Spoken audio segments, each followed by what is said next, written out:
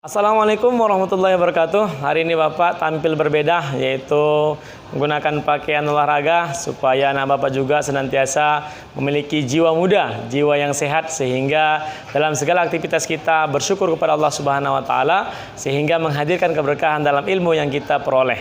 Maka anak Bapak yang dimuliakan Allah Subhanahu wa taala, hari ini kita masuk kepada pembelajaran, namun sebelumnya Bapak akan sapa-sapa kita semuanya. Ladies and gentlemen, how are you today? Okay, I'm fine. Maka dalam hal ini insya Allah kita akan melanjutkan materi pembelajaran kita biologi. Next, go. Sekarang kita akan masuk bagian yang kedua adalah bioteknologi modern, di mana kita ketahui bahwasanya bioteknologi modern ini terdiri dari pertama peningkatan pangan pada makanan. Tentunya kita memiliki upaya bagaimana meningkatkan pangan, pada dasarnya memperluas lahan pertanian. Namun dengan bioteknologi kita mengenalkan istilah SCP. SCP itu singkatan dari Single Cell Protein, di mana kita ketahui bahwasanya single cell protein ini merupakan protein sel tunggal yang terdiri dari protein-protein yang dapat membantu proses pembentukannya. Kita lihat di dalam sel terdapat tentunya organela sel, di mana ada mitokondria, ada ribosom, ada lisosom, kemudian juga ada badan Golgi yang tentunya itu dapat kita bentuk menjadi bahagian yang lebih sederhana lagi, sehingga bisa membentuk yang namanya single cell protein tersebut.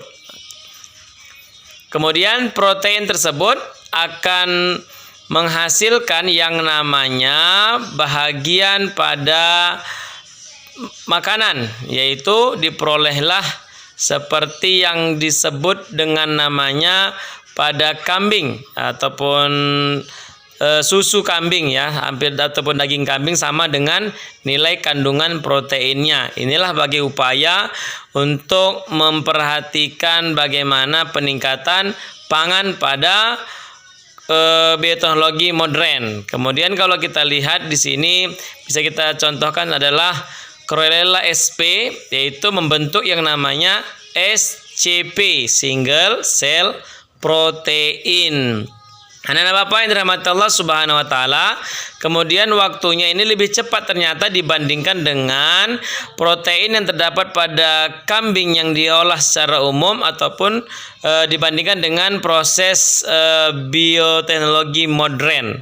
Kemudian kita bahas yang kedua adalah terkait bagaimana meningkatkan hasil pertanian pada tanaman tadi. Kita lihat bahwasanya tanaman itu mampu mengikat yang namanya nitrogen bebas, yang tentunya di dalam akar kacang-kacangan itu kita lihat mengandung yang namanya bakteri.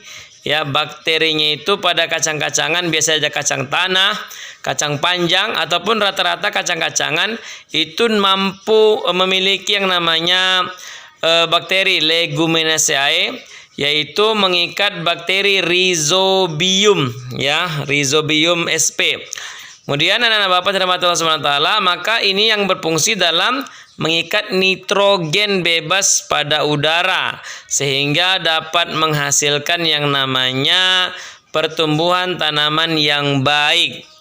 Kemudian tentunya dalam tanaman ini memiliki bahagian-bahagian yang kita lihat adalah daun, kemudian ada batang, kemudian ada akar, yang tentunya ini dalam proses perbanyakan tanaman dengan menggunakan Rhizobium sp tadi, maka dibandingkan dengan tanaman yang B, yaitu yang kita lihat di sini tanpa memberikan perlakuan, maka ini dapat kita beri pupuk satu, kemudian sang satu lagi tanpa pupuk. Maka kita lihat perkembangannya adalah bahwasanya ini juga membutuhkan yang namanya waktu yang lama. Namun di sini bisa kita lihat keuntungannya. Yang pertama adalah hemat dana dan mengurangi pencemaran. Kenapa? Karena menggunakan Rhizobium sp. Maka kita lihat Yang kedua adalah bagaimana cara meningkatkan pangan tadi, yaitu pertama dengan cara intensifikasi pada lahan. Yaitu kita lihat, maka intensifikasi ini memiliki lawan ekstensifikasi pada lahan pertanian. Maka anak bapak, kita lihat bahwasanya intensifikasi ini ibaratnya lahan pertanian, kita luaskan area pertanamannya ataupun dalam jangka waktu 1 tahun memperoleh 3 ton hasil. Kemudian dibandingkan dengan proses ekstensifikasi, ini kita lihat bahwasanya dalam waktu ataupun tempat yang sama tadi dengan perluasan lahan pertanian, maka memperoleh berat 6 ton. Inilah antara intensifikasi dan ekstensifikasi. Kita lihat proses perbandingannya bahwasanya 2:1. Maka 1 petak sawah itu mampu memperoleh 6 ton tanaman ataupun hasil. Dikarenakan apa? Dikarenakan yang pertama dilakukan dengan cara kultur jaringan, yaitu kita ketahui bahwasanya kultur jaringan ini dapat diambil ataupun dibudidayakan dari organ-organ tanaman, dari mulai pucuk daun. Kemudian di pucuk daun ini bisa kita eksplan menjadi tanaman baru ataupun jenis baru yang tentunya dalam hal ini melibatkan yang namanya media, yaitu media agar ataupun agarus, yang tentunya dalam hal ini kita lihat bahwasanya tanaman yang diambil tadi ketika dimasukkan ke dalam eksplan dengan nutrisi tertentu, dengan satu jenis daun tadi akan menghasilkan beberapa jenis tanaman baru, yang tentunya ini merupakan proses percepatan dengan menggunakan teknik kultur jaringan.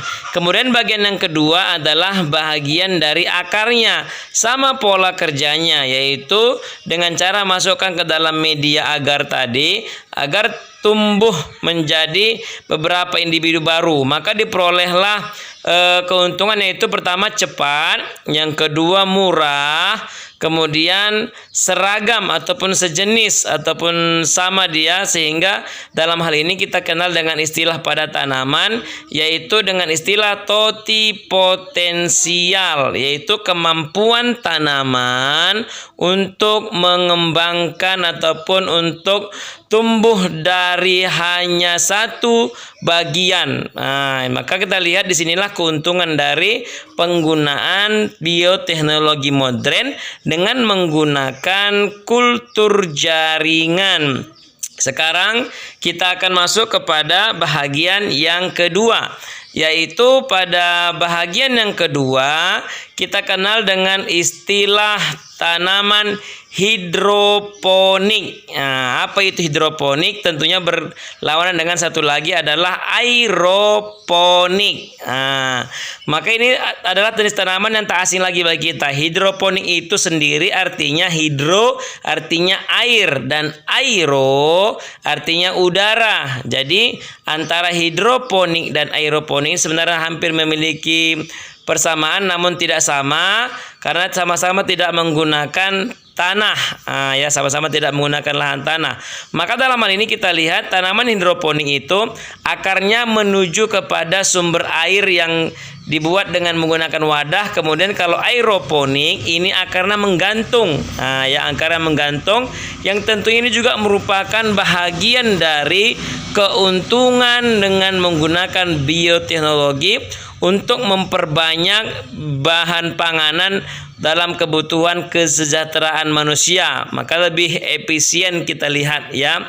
Kemudian anak bapak yang dirahmati Allah Subhanahu wa taala, maka lahan yang antara intensifikasi dan ekstensifikasi luar biasa tadi. Kalau dengan cara manual, maka 2 lahan petak sawah maksudnya 6 ton.